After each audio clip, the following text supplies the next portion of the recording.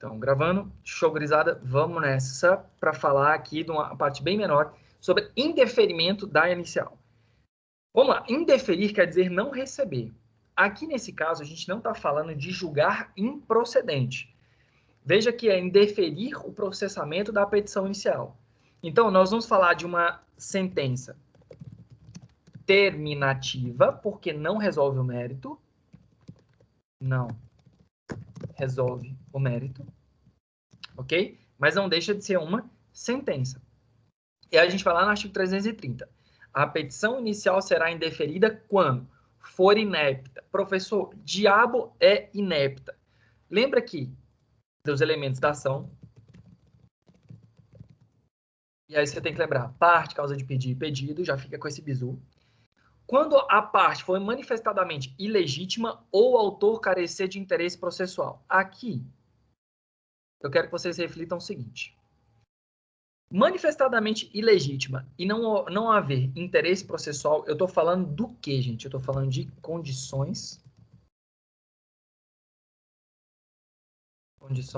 da ação. Então, em verdinho, condição da ação, e amarelo você vai lembrar dos elementos da ação.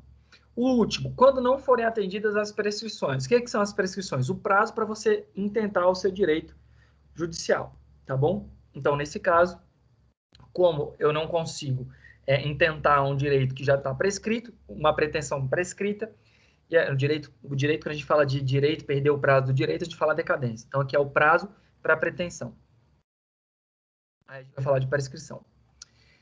Então, é o seguinte, isso aqui é o primeiro momento. O que o juiz faz na nossa reta processual? Você vai lá, apresentou a petição inicial, todo mundo lembra dessa reta, apresentou a petição inicial. Aí o que o juiz vai verificar se vai receber ou precisa de alguma coisa inerente à demanda. E, eventualmente, precisar, ele vai mandar tu emendar a inicial. Foi o que a gente falou no final da nossa aula de petição inicial. Se após a emenda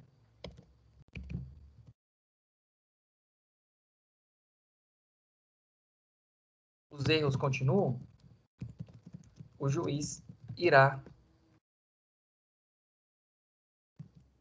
julgar extinto sem a resolução do mérito.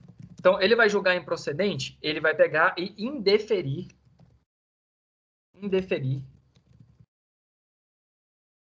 a inicial. Ele não vai julgar improcedente, ele vai indeferir a inicial. Show? Aí essa palavrinha aqui diferente, inepta, que eu coloquei elementos da ação.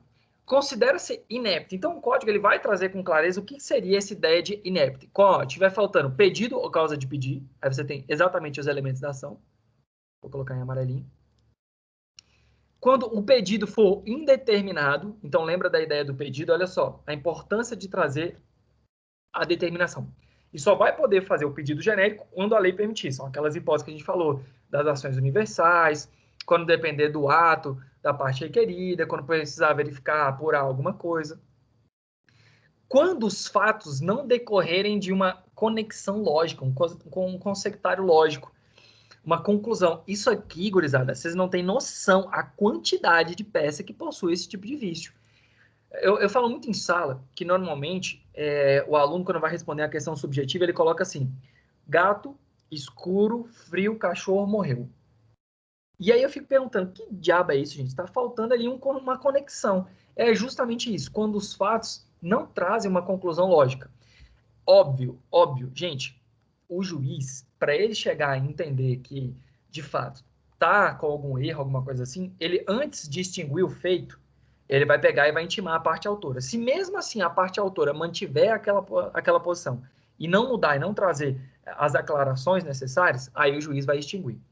Ou então, quando tiver incompatibilidade entre os pedidos, aí o juiz nem recebe, ele não vai julgar improcedente, ele não vai receber aquela demanda. Tranquilo sobre esses 4 incisos?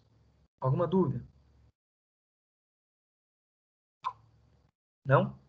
Então tá bom. Tranquilo. Tranquilo, professor. Parágrafo 2º. Aí a coisa já muda um pouco de figura. Isso daqui é um bizu excelente para montar uma dica jurídica. Quando eu estiver falando de ação que tenha como Fundamento. Vamos colocar aqui, ó. Se tiver como fundamento revisão de obrigação. Então, ó, ações revisionais de empréstimo de financiamento ou de alienação de bens. Lembra aqueles contratos que você vai falar de revisão? Ah, professor, aquelas revisões de parcela que todo mundo estava fazendo no passado. Gente, ações que tinha algum fundamento jurídico na época, foi revisto e a jurisprudência mudou bastante o entendimento sobre isso. Você precisa, necessariamente, quem vai revisar alguma coisa, a primeira coisa que você tem que pensar é o seguinte: se eu vou revisar, é porque há alguma circunstância contratual, há uma circunstância de fato, há algum vício, alguma coisa que aconteceu que torna aquela obrigação com algum problema. Então, essa é a primeira lógica que tu tem que colocar. E aí você tem que pensar o seguinte: Rodrigo, se eu falo, tem que revisar o contrato porque está errado, o que eu tenho que mostrar para o juiz? Reflete comigo. O que eu tenho que mostrar necessariamente para o juiz? A parte que tá errada, né? Que Exatamente. muito genérico, né? Você fala aqui o contrato tá errado. Exatamente. Isso daí é a coisa mais óbvia do mundo. Mas, pasmem, várias ações trazem esse erro, essa falta de completude das informações. Como é que eu falo que o contrato está errado e eu não mostro um erro? Você quer me mostrar uma falha nos juros que foi cobrada indevidamente? Tu tens que trazer uma tabela, tu tem que trazer atualização. Você precisa necessariamente pontuar o erro. Isso aqui é um bizu prático fundamental. Seja para ações de revisão de alimentos, revisões de financiamento, de obrigações como um todo, você tem que não só mostrar o vício, mas você tem que apontar qual seria a modalidade correta. Não adianta só apontar e dar uma de doido. E outra coisa, ainda assim você tem que lembrar do que o valor que você está apontando como correto, você tem que continuar pagando, nem que seja por consignação em juízo, que é um procedimento próprio. Então, ó, o autor terá, sob pena na inépcia, de discriminar na inicial o que seria correto, o que ele entende que de fato é o valor certo. Então, aqui, tu deves apontar o erro e explicar o que seria o correto. Pode se valer do procedimento de consignação do valor que acha justo ou o valor que entende justo a parte contrária. Então, isso daqui é fundamental, porque se você vai lá, eu vejo muito isso na prática, gente, tu dá uma desperta falando que o contrato está errado, e aí tu não paga as parcelas que estão por vir, mesmo você entendendo que seria certo, aí o juiz, no final, ele pode pegar e verificar essa circunstância e acabar dando certa razão para a parte requerida. Então, tem que tomar muito cuidado com isso, porque o feitiço pode se virar contra o feiticeiro, tá bom? No parágrafo 3º, ele vai falar sobre valor incontroverso, que deve ser pago, né? Então, se você acha que é justamente essa hipótese aqui, se você acha que um valor, ele é ali, o incontroverso, é o quanto que você acha que é o devido, você tem que continuar pagando, sob pena, senão depois você acabar tendo um problema de ser cobrado sobre esses valores com multa e afins, todas as outras consequências, as cláusulas penais que eventualmente o contrato estiver falando. Tô muito rápido, turma, ou tá tranquilo? Tranquilo. Show. Qualquer coisa me breque aí, dá um freiozinho aí, ou então manda lá no grupo enquanto eu tô dando a aula. Agora, essa dica aqui do artigo 331, curiosamente, eu gravei também uma dica na nossa maratona de processo civil sobre isso. Que é o quê? Se o juiz indeferir a inicial por causa de alguma dessas circunstâncias, pela inépcia, por alguma desconexão, tu podes recorrer. O recurso vai ser o recurso de apelação. O prazo vai ser 15 dias para tu recorrer. Então, igual à previsão normal dos recursos, para quem tiver interesse, você pode dar uma olhadinha lá no artigo 1008, 1009, você vai ver todos os pontos inerentes à questão dos recursos, você vai ver como começa, enfim, a apelação vai começar no 1009, e aí você vai dar uma olhadinha lá sobre as hipóteses. O bizu da sentença, cabe a apelação. Só que isso aqui, ó, é facultado ao juiz no prazo de 5 dias rever, retratar-se. Então, essa é a dica que eu coloquei como dica número 8 da nossa maratona. Por quê? Porque, normalmente, esse recurso não vai ter esse efeito de retratação, somente nessa hipótese. Professor, o juiz não retratou, ele não voltou atrás. Então, ele manda citar o réu e já fala do recurso de apelação que foi interposto. Professor, e se o recurso foi lá e deu certo? Mandou voltar para o juiz para ele pegar e receber a ação para processar. Beleza. o prazo para apresentar a defesa vai começar a correr a partir do momento que a parte requerida tem a intimação do retorno dos autos. Quer dizer, a partir do momento que o processo volta para o juiz AQO, que é o juiz que indeferiu o nosso processamento, aí passa a correr o prazo para a parte contrária contestar. Se eventualmente a parte autora não recorrer, então o réu só vai tomar ciência do trânsito em julgado. Professor, uma vez que o réu não participou da demanda, tem honorários de sucumbência? Turma, não haverá honorários de sucumbência. Por quê? Porque não houve qualquer atuação do advogado da parte contrária. Houve o indeferimento, a petição não foi devidamente processada. Então, o autor ele vai perder sem a apreciação de mérito, aquela ação ali vai chegar ao fim, porque ela vai ser extinta, mas ele não perdeu se ele tem razão ou não, é simplesmente ele perdeu porque a ação não preenchia os requisitos para ser processada. Então, ele perde, mas não perde necessariamente. Basicamente, ela vai ser extinta sem a resolução do mérito. E por que você está falando perder se ele não perde, professor?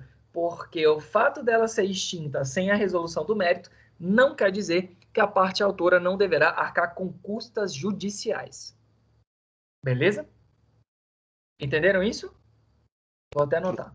Professor, como ela não é feita, como ela é feita, na verdade, sem resolução do mérito, então não gera coisa julgada, né? Ou gera? Gera coisa julgada formal. Então ele não pode mais entrar na justiça para discutir sobre isso. Pode, mas eu vou explicar então, já que a sua pergunta foi um pouquinho além do conteúdo, mas eu já vou explicar. Então aqui, ó, coisa julgada. Passo de participação. A coisa julgada, apesar dela ser única, ela é una, né? Ela faz parte da tríplice da segurança jurídica.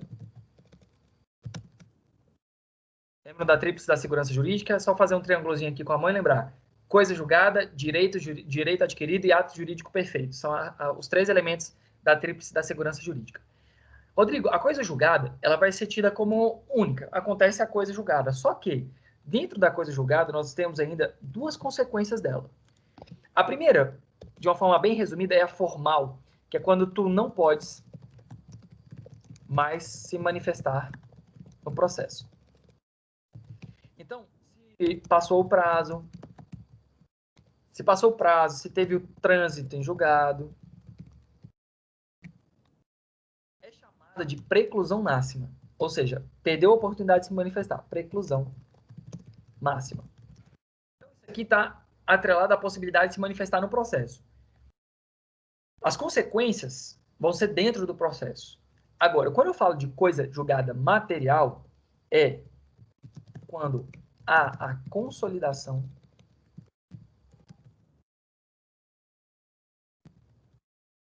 do direito. Então, passou o prazo para recorrer, você tem a coisa julgada formal. E o juiz apreciou o mérito, aí vai fazer a coisa julgada material. Então, aqui nós podemos falar a coisa julgada material, ela torna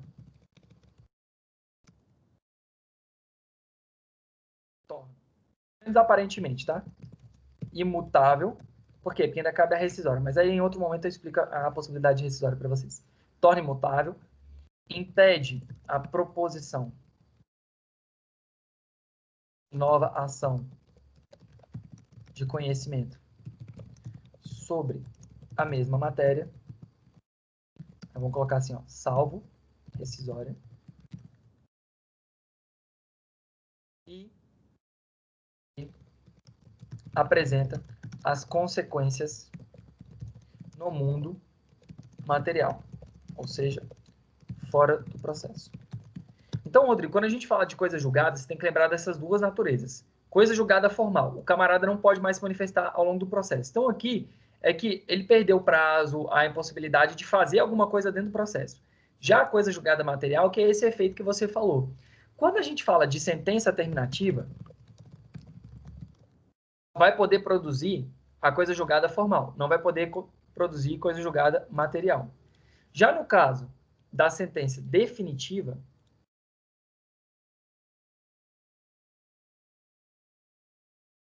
Aí nós vamos falar da apreciação de fato, de coisa julgada material e formal. Por quê? Definitiva, quer dizer que ela se tornou imutável. Então, passou o prazo para se manifestar e o juiz analisou o mérito da demanda, ele se tornou imutável. Entendeu? Sim, sim. Obrigado. Show. Beleza. Tranquilo. Então, gurizada, a gente fica por aqui nessa aula de hoje. Eu vou encerrar a gravação.